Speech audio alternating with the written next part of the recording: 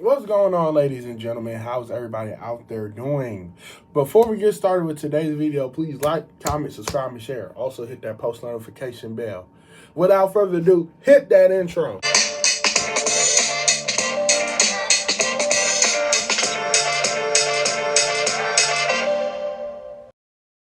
What's going on, everybody? How's everybody out there doing? Happy Wednesday. Happy Wednesday. How's everybody out there doing? I hope everybody is doing quite well. Well, ladies and gentlemen, I just want to let you know that starting from now on, I keep saying this, but hopefully for real this time now. I'm in the swing of things with my new job and everything. But hopefully starting now, we can have a set schedule.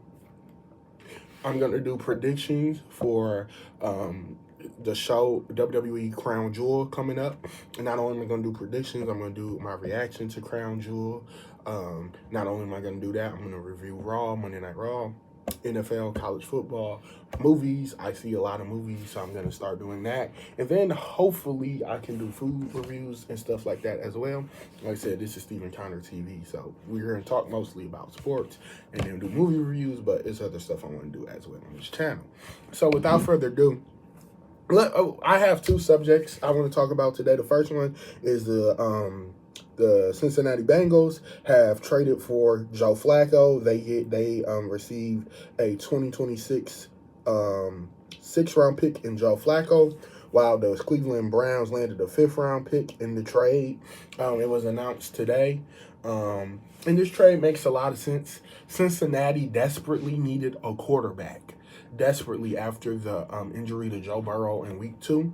And Joe Flacco, his time with Cleveland was up. You see, Cleveland, 2 years ago, I always have respect for him for what he did to the Browns. He took them to the playoffs 2 years ago, even though they got shellacked by the Houston Texans. It's CJ Stroud, but still, what he was able to do with that team was very impressive. And I don't know why the Browns have a tendency of players that help them out, players that save them from obscurity for the season, players that come in and take them quarterbacks, especially take them to playoffs, then they dump them. Baker Mayfield is the prime example. Look at him now. I'm in paper. Look at me now. But for real. And so they ended up doing with that with Joe Flacco. Joe Flacco was fine last year. I ain't saying Joe Flacco was the best thing ever, but he was good for the Browns. And he was okay this year. You know, was he the best? No. Was he the best? No.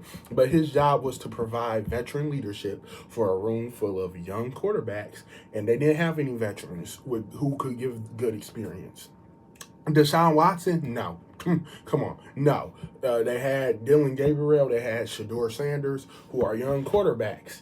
And they then gave the keys over to Dylan Gabriel, who looked good against Minnesota. Even though they lost, he looked good. And hopefully he could be a long-term answer for them, or maybe it's Shedeur Sanders. But luckily for Shedeur, he's not the emergency quarterback no more. Don't have to be on the inactive no more. I believe he's listed as the quarterback number 2 now. And maybe he'll get some play time eventually. We'll see, though. But if Dylan Gabriel don't work out, that's what I see happening. But as of right now, Dylan Gabriel look like he'll be pretty good. And I believe that's why the Browns felt comfortable moving on. Because if he doesn't work out, you got Shedeur Sanders. But like I said, this trade makes sense. They desperately needed a quarterback. Joe Burrow ain't coming back no time soon, so Joe Flacco is a smart choice. He's a safe pick, and he's very capable. He's been on 3 out of 4 AFC North teams. I find that hilarious to me. Jake Browning, he was 2 years ago. He was cool. He was Jake Shiesty. But now he done fell off a cliff. He has some solid weapons to work with. I'm just worried about that offensive line. But other than that, I think this is a good move by Cincinnati. I also think it's hilarious because they play the Green Bay Packers. It'd be hilarious if Joe Flacco beats them again. Anyway, let's move on to the last topic of today.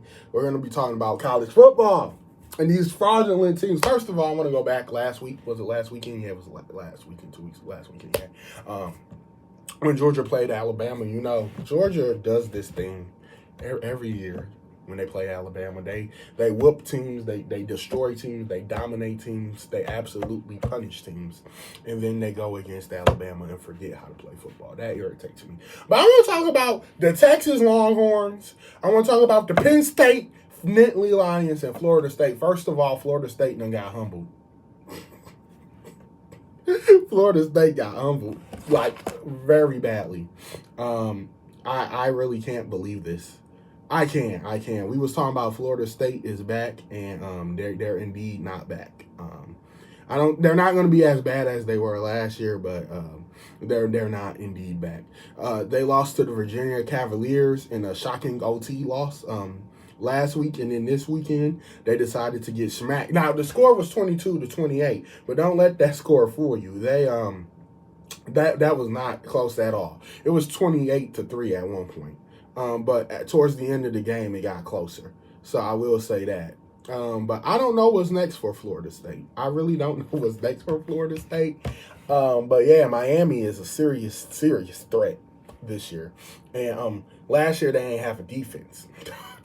That's different this year. The thing that hurt them the most, they would get in shootouts, and they were not allowed to make any mistakes, honestly, for the simple fact that they didn't have a defense, and they would not be able to capitalize. They wouldn't be able to get a turnover or stop the team from capitalizing on the turnovers. It's different this year, baby. So this team is here, legit, and scary. Florida State, it was good while it lasted. You beat Alabama, made us think Alabama was this terrible program, but they're not. Alabama had a good win against Vanderbilt. I was very excited for that game. I was on Padilla hype. I was rooting for Vandy, and they let me down, but at least they went out fighting. They went out swinging, and that's what I appreciate. Next up, we have Arch Manning and the Texas frauds. 7 sacks is crazy. Holding on to the ball too long is crazy, and then losing to Florida 29-21 is absolutely insane.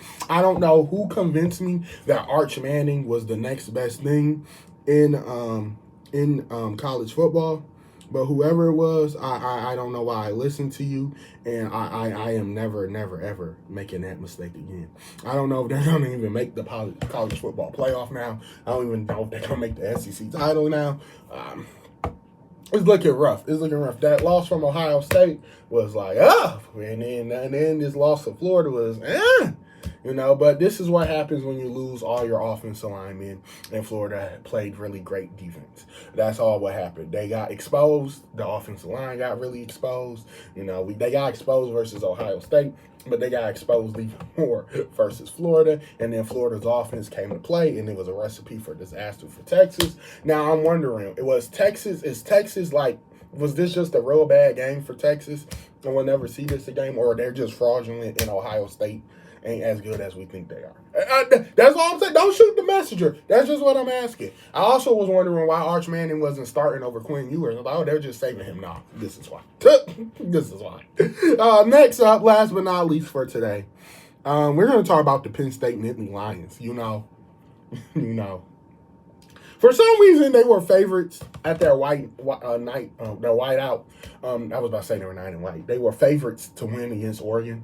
And Oregon spanked them, and then they came to their senses and forced overtime and lost. Typical Penn State.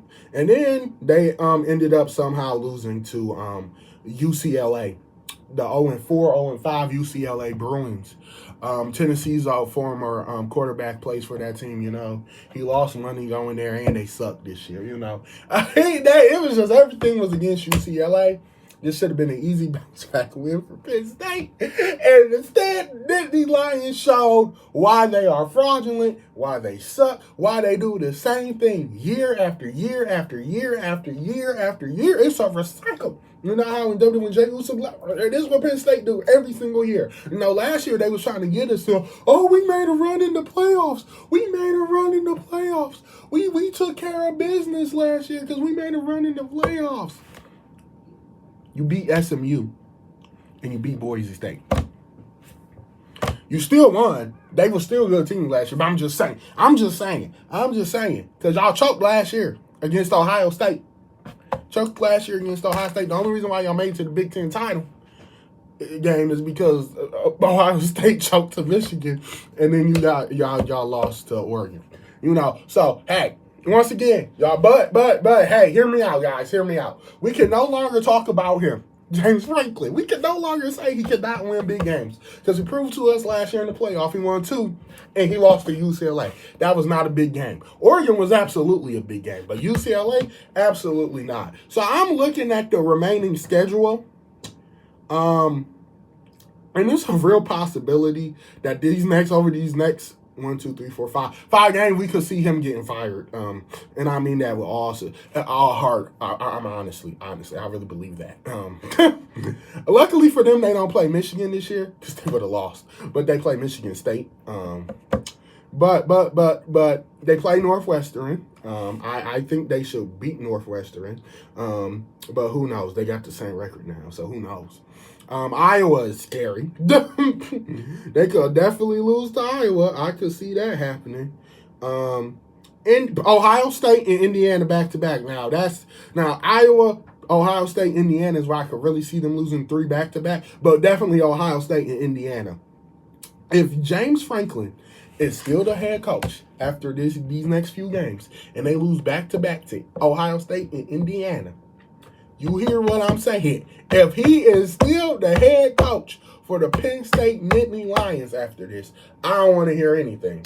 I don't want to hear anything. I don't want Penn State fans to complain. I don't want to hear nothing. This makes absolutely no sense. This man is not clutch. This man is not clutch. This man is not clutch. This man is not clutch. And he cannot win big games. He can win against mediocre people. And he can't beat 0-4, 0-5 teams. But he can beat SMU. He can beat a really good Boise State team, a really good SMU team. But one thing he can't do is win big games when it matters the most. And then he can't also beat 0-5 UCLA. But you let me know your thoughts down below on the Joe Flacco situation. You let me know how you feel about the fraudulent Florida State Seminoles, who I don't think are really frauds. I just think like they're just average this year.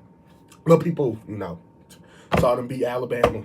Talk about Florida State is bad. I was wrong. The overhyped Texas Longhorns, who have a new offensive line, and Arch Manning is mid.